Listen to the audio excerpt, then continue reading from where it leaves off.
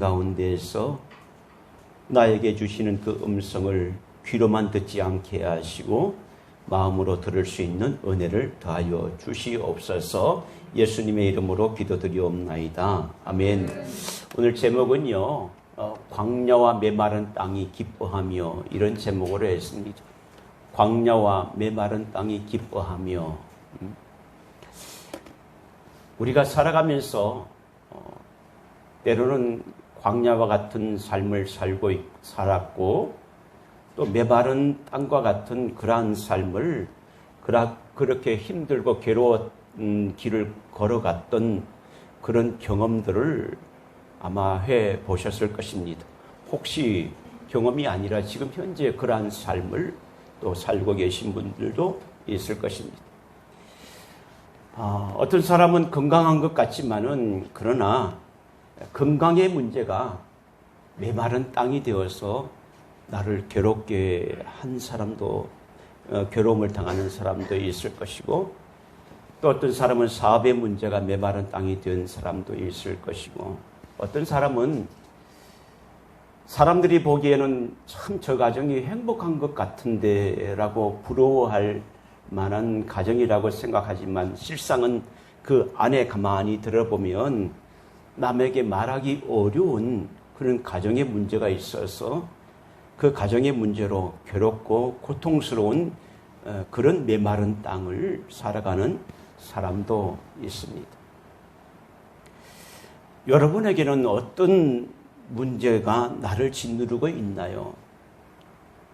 광야와 메마른 땅을 지나면서 너무나 지쳐서 힘이 버거워서 큰 소리 치기도 하고 또 울부짖기도 하지만은 그러나 내 힘으로는 해결할 수 있는 방법이 없다는 것입니다. 그런데요, 성도 여러분, 이러한 메마른 땅이 하나님이 여러분을 또 나를 사랑하시는 그런 과정일 수 있다는 것입니다. 그동안 내 힘으로 살 수 있다고 자신했는데 어느덧 메마른 땅이 내 앞에 왔을 때 이전에는 그런 것을 느끼지 못했어요. 메마른 땅이 내 앞에 왔을 때 도저히 내 힘으로는 이겨나갈 수 없다. 그분이 필요하구나. 내 힘으로는 할 수 없으니까 그분이 필요하구나 라는 생각이 들 때가 있습니다. 그렇게 생각하는 과정들이 바로 메마른 땅입니다.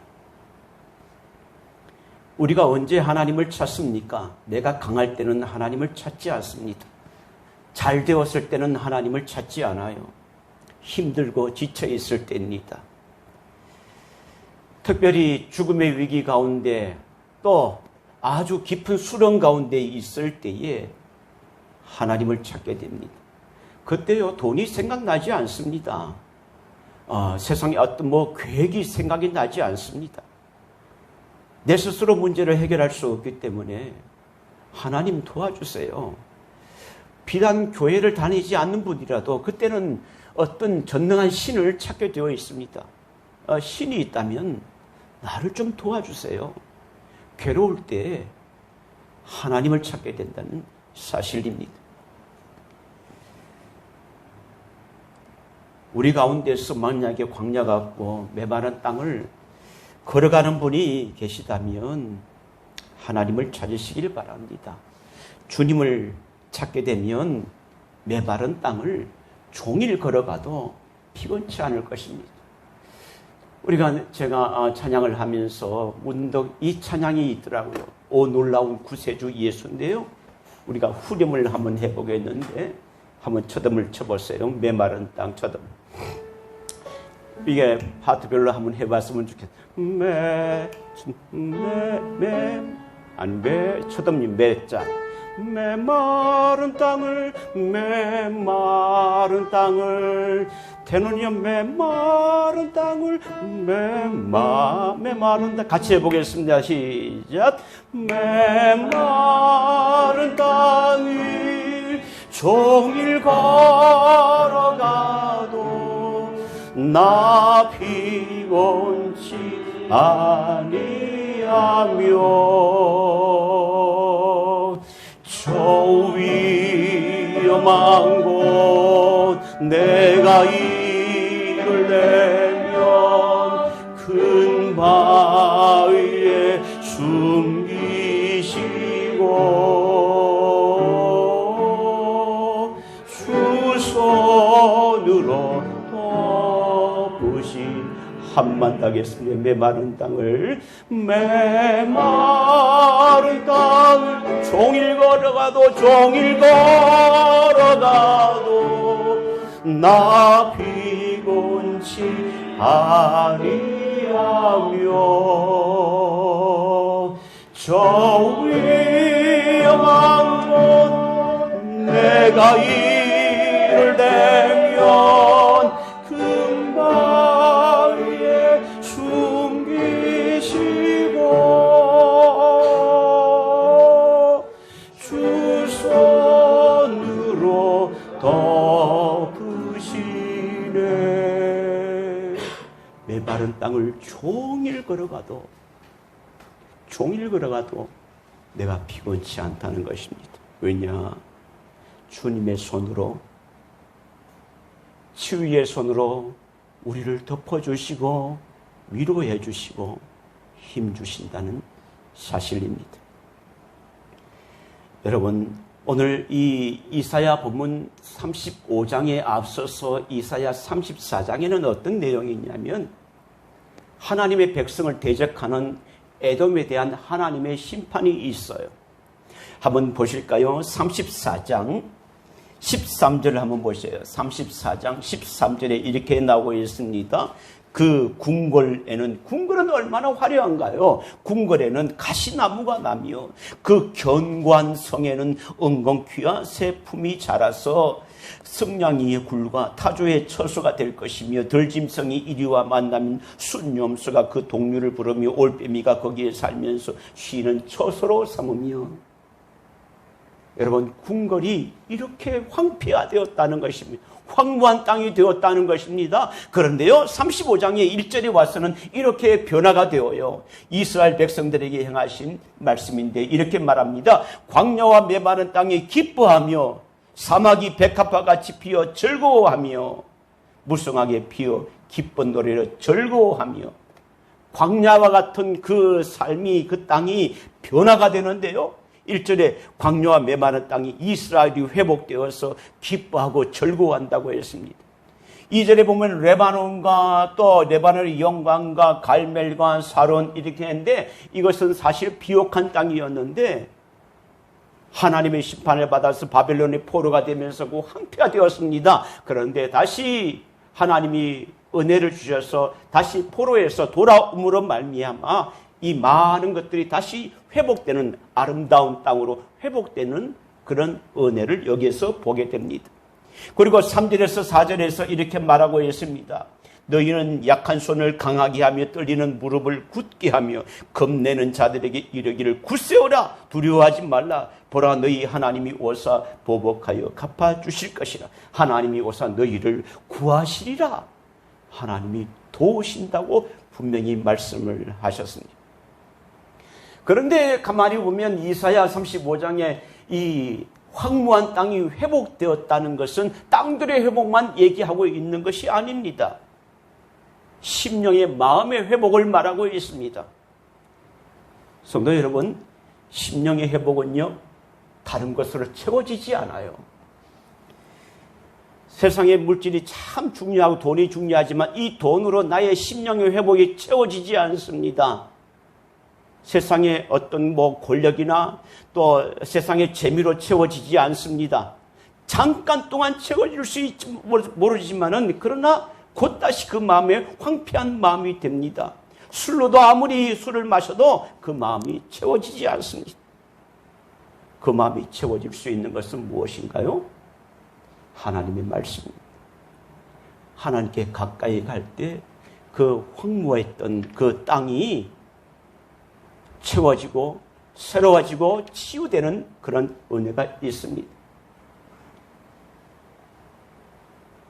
느헤미야서 성경에 보면 바벨론에서 포로가 되었던 사람들이 바사왕 고레스 왕이 그 바벨론을 무너뜨리고 이스라엘 백성들에게 자, 너희들이 고향으로 가도 좋다라는 칙령을 선포하면서 이스라엘 백성들이 다시 고향으로 돌아오게 됩니다. 고향으로 돌아오니까요, 성전이 무너져 있어요. 성벽이 다 무너져 있습니다. 그래서 안 되겠다. 우리가 무너진 성전을 바로 세우자. 그래서 모든 성도들이, 모든 백성들이 무너진 성전을 세웠습니다. 그리고 성벽도 세웠습니다. 그런데 눈에 보이는 성전을 세우고 또 성벽을 세웠지만은, 그러나 그들이 마음은 여전히 텅 빈 것과 같았습니다. 왜냐하면 눈에 보이는 것은 세웠지만 눈에 보이지 않는 그 마음의 성전은 아직까지도 황폐한, 마음의 성전이 황폐한 황무한 땅이 되어 있다는 사실입니다. 영적인 궁핍함이고 영적인 공허함이 그들 마음 가운데 있었습니다. 그래서 이스라엘 백성들이 학사 에스라에게 간절히 외칩니다. 우리에게 율법책을 가져오세요. 가져다 주세요. 오늘 말하면 성경책을 우리에게 가져다 주세요. 그리고 우리에게 말씀을 들려주세요. 하나님의 말씀이 우리가 듣고 싶습니다. 우리의 마음이 황폐한 가운데 있습니다. 하나님의 말씀을 우리에게 들려주세요. 그들은 하나님의 말씀을 듣기를 원했습니다. 에스라가 율법책을 가지고 와서 먼저 하나님께 송축하고 찬양을 하자 백성들의 입에서는 자신도 모르게 아멘 아멘 하면서 함께 하나님께 찬양을 올려드립니다. 그리고 에스라가 성경책을 보면서 율법책을 펴가지고 읽어 나갈 때에 그들이 다 통곡했습니다. 왜 그래 통곡했을까요? 말씀의 거울을 통해서 말씀을 듣고 보니까 지금까지 저들이 삶이 잘못된 삶을 살았고 포로된 삶을 살았던 그 이유가 우리가 하나님을 떠났고 하나님의 말씀을 어겼고 우상 숭배했고 타락하였고 우리의 마음이 세상 가운데 있었기 때문에 이런 일을 당했구나라고 생각하면서 회개하며 통곡한 것입니다. 하나님, 우리가 잘못했습니다. 내 죄가 너무나 크게 된 것 이제야 깨달았습니다.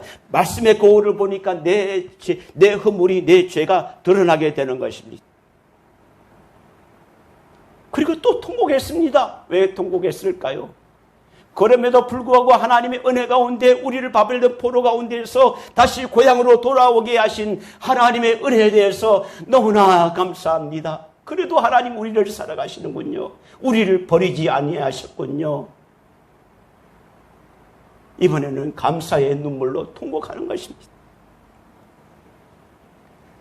여러분, 광야와 메마른 땅과 같은 내 심령이 회복하기 위해서는 어떤 방법으로 내 심령이 회복되어지지 않습니다. 말씀이 내 속에 내 심령 가운데 살아있을 때에 내 심령이 회복되는 것입니다.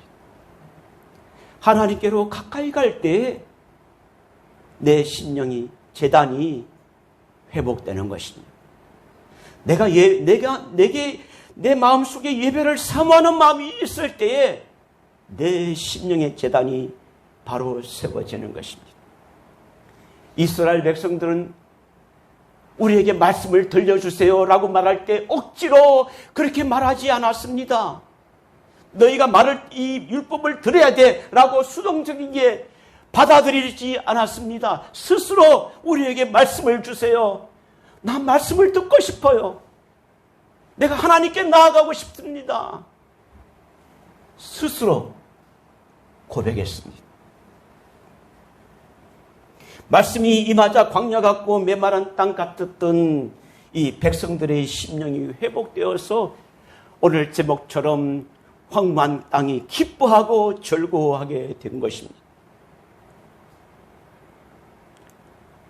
남편이 5명이 있고 지금도 그 5명이 아닌 다른 남자와 살고 있던 사마리아 여인을 우리가 잘 알고 있습니다. 근데 그 사마리아 여인도요, 처음에 살 때는 아마 행복한 가정이 되고 싶다라고 생각했을 거예요. 내가 막 살고 싶다라고 생각하지는 않았을 거예요. 그런데요, 어떻게 하다 보니까 채워지지 않는 갈증으로 인해서 그의 심령이 메마른 땅과 광야 같은 삶을 살게 되었습니다. 그런데 우물을 길로 나왔다가 예수님을 만나게 된 거예요. 그분이 메시아인 것을 알게 되었습니다. 우물에 물길로 왔다는 자신 그 생각을 잊어버리고 물동이를 버려두고 동네로 가서 이렇게 외칩니다. 나는 메시아를 만났습니다. 여러분, 나는 메시아를 만났어요. 사람을 피해 다녀서 밤 아무도 오지 않는 땡볕에 우물을 길로 혼자 길로 왔던 그 삶에서 이제는 동네 사람에게 떳떳이 나아가서 복음을 전하는 증인이 되었습니다.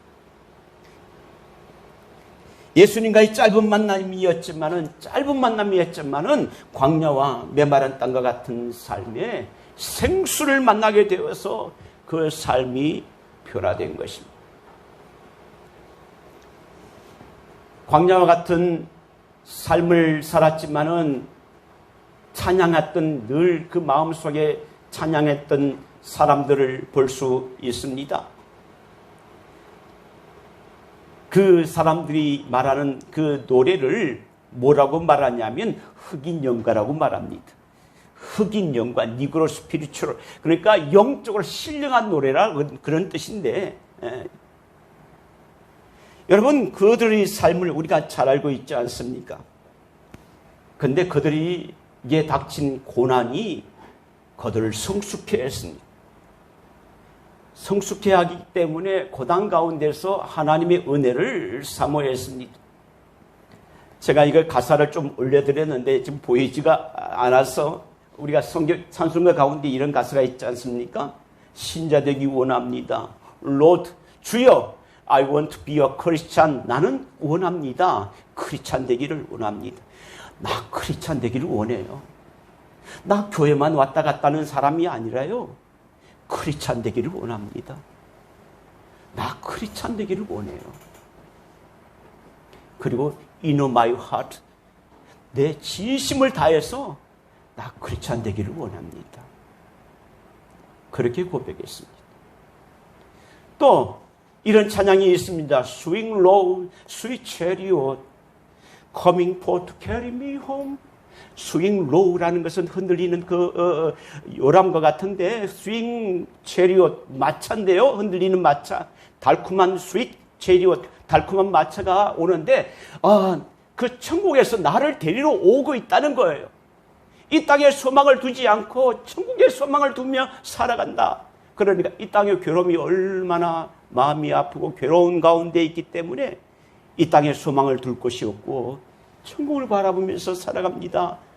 나를 천국으로 데려가 주세요. 그러한 찬양의 고백이, 여러분, 그 고백이 그냥 입으로만 하는 찬양이겠습니까? 마음에서 깊이 우러나는 찬양일 것입니다. 또 이런 찬양이 있어요. Nobody knows trouble I've seen. Nobody knows. 아무도 모릅니다. 아무도 모른다고. Trouble I've seen. 내가 겪었던 경험들, 고통스러웠던 것들을 아무도 모르지만 Nobody knows but Jesus. 예수 이외에는 아무도 모릅니다. 세상 사람들은 아무도 모르지만은 주님만이 아십니다. 주님만이 아십니다. 때때로 내가 힘들고, 때때로 괴롭고, 때때로 고통스러워도 주님만이 아십니다. 그런 고백을 하는 것이 바로 니그로 스피리추얼입니다. 광야 가운데 메마른 땅에 단비가 내리면 얼마나 좋아할 거예요. 여름의 가뭄 가운데서 농부들이 쩍쩍 벌러지는 그 논바닥을 보면서 심령이, 마음이 타고 있는 것 가운데서 이제 비가 내렸을 때 얼마나 기뻐합니까? 그러니까 기뻐하는 것 가운데서 나와서 춤을 추면서 이제 비가 내린다고 기뻐하는 그 모습을 우리는 심심치 않게 여름이 되면 그런 것을 보게 됩니다.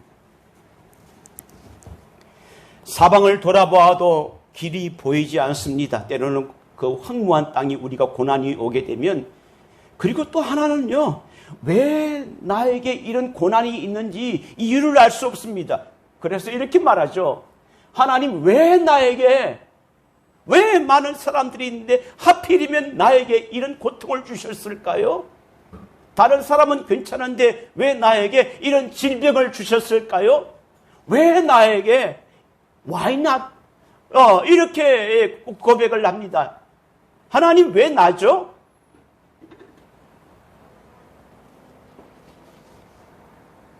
때때로 하나님의 말씀에 순종한다는 것은 고난입니다.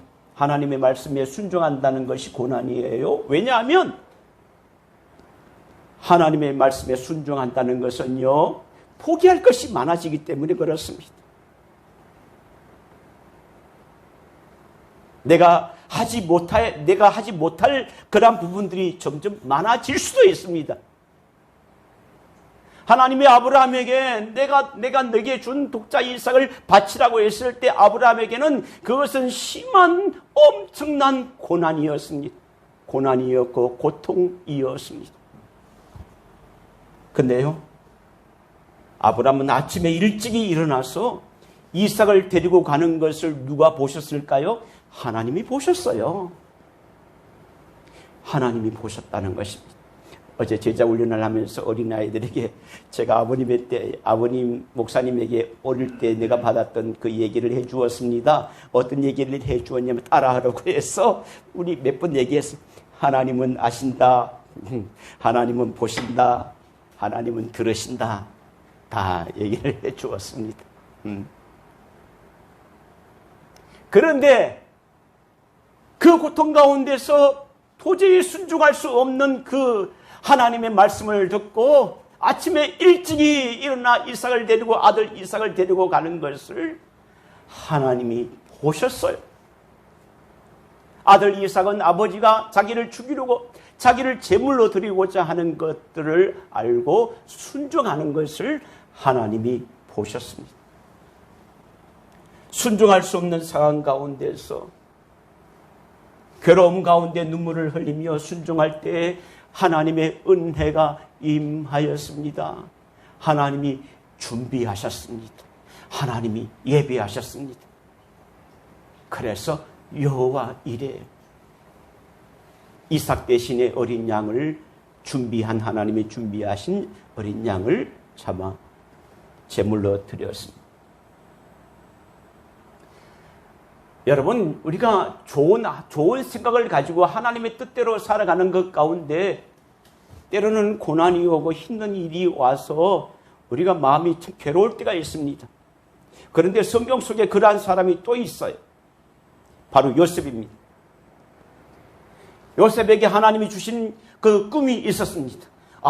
별들이 전하고 해와 달이 자기한테 전하는 것, 앞으로 내가 하나님의 비전을 내가 가지고 있겠구나. 그래서 형들에게 자랑을 했는데 형들에게 미움을 받아서 노예로 팔리게 되었습니다. 하나님, 왜요? 나 거룩한 꿈을 꿨는데요? 그리고 애굽의 보디발 시위 대장 그 집에 가서 노예로 팔렸는데 거기서 열심히 일하다 보니까 주인의 마음에 눈에 들어서 가정의 총무가 되었습니다. 노예지만은 많은 것들을 부릴 수 있는 그런 입장에 되어 있었습니다. 그런데요, 그 보디발 시위 대장의 부인이 이 요셉을 눈여겨보고 있었습니다. 그래서 집안에 있는 모든 종들을 다 내보내고, 잠깐 들어와라. 나와 동침하자. 동침하면 내가 너에게 많은 혜택을 줄 거야.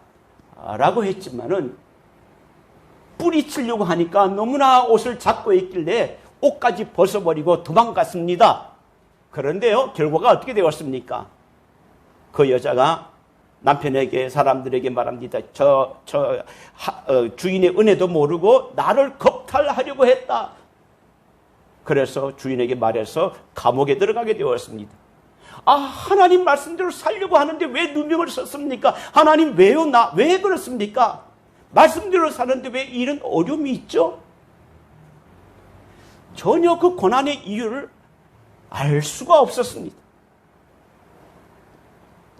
말씀대로 살았는데 왜 이런 시련이 오는지, 악을 멀리 하려고 내가 발버둥 치는데 결과가 더 나쁘게 되고 있는지 전혀 이유를 알 수가 없습니다. 그런데 그곳 감옥에서요, 왕의 시종, 왕의 장관이 그때는 왕의 주변에는 음식을 타는 사람들은 신임을 받는 자들이잖아요. 술 따르는 그 장관이 감옥에 왕의 마음을 심기를 건드려서 감옥에 들어오게 된 거예요. 근데 이 사람이 꿈을 꾸는데 그 꿈을 요셉이 해결해 준 거예요. 그 꿈은요, 3일 후에 당신이 다시 돌아가는 꿈, 왕에게 다시 직을 회복하는 꿈입니다. 라고 해서 그 꿈이 그대로 되었습니다. 그 나중에 이 느부갓네살 왕이 왕의 꿈을 꾸는데 이 술을 따르는 그 장관이 이것을 생각한 것입니다. 그래서 요셉을 불러서 그 왕의 꿈을 해몽하게 되고 애굽의 총리가 되었습니다. 그래, 가만히 생각해 보십시오. 결국은 그 세계 전체가 다 흉년이 들은 것 가운데서 이 요셉이 총리가 되어서 그 모든 꿈을 해석하는데 흉년이 들었다는 꿈이거든요. 그리고 풍년이 되었고 흉년이 되었다는 꿈인데 그 꿈을 네가 이거 해석을 했으니까 네가 이것을 잘 해서 나라를 다스리라. 총리를 되었고 그 모든 것을 다스려서 애굽에는 풍년이 되었지만은 곡식을 잘 쌓아놨지만은 다른 나라의 사람들은 양식이 없기 때문에 양식을 구하러 왔어요. 그 중에서 형들도 있었어요. 나중에 변화되었지만은 자기가 요셉이라는 얘기를 듣고 깜짝 놀랐습니다. 그리고 두려워서 이제 죽었구나 생각을 했습니다. 그때 요셉이 하는 말이 있습니다. 두려워하지 마십시오. 나를 팔았다고 근심하지 마십시오. 하나님이 당신과 당신들의 후손을 구하기 위해서 나를 먼저 보냈습니다. 이전까지는 내가 왜 황무한 땅에 있고 왜 광야와 같은 삶을 살았는지 알 수가 없었지만은 하나님이 예비하신 계획 가운데 있었다는 것을 그제서야 요셉이 알고 하나님, 내가 하나님이 나를 이렇게 준비하시기 위해서 내가 마른 땅과 같은 삶을 살게 하셨군요.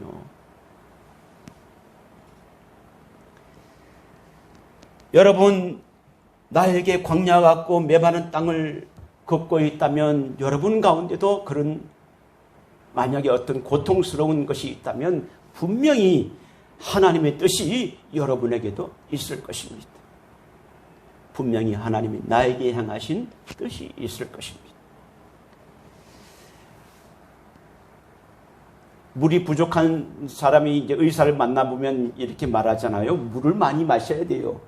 2리터를 이상 마신다는데 우리 영광이는 물통을 큰 걸 해가지고 하루에 한 통 2리터인가 그걸 나는 보기만 해도 힘든데 조금씩 마셔서 2리터가 되면 좋은데 통을 가지고 2리터를 한꺼번에 다 마시니까 한꺼번에 한 번에 마신다는 게 아니고 그걸 이제 자기 방에 갖다 놓고 마신다고요.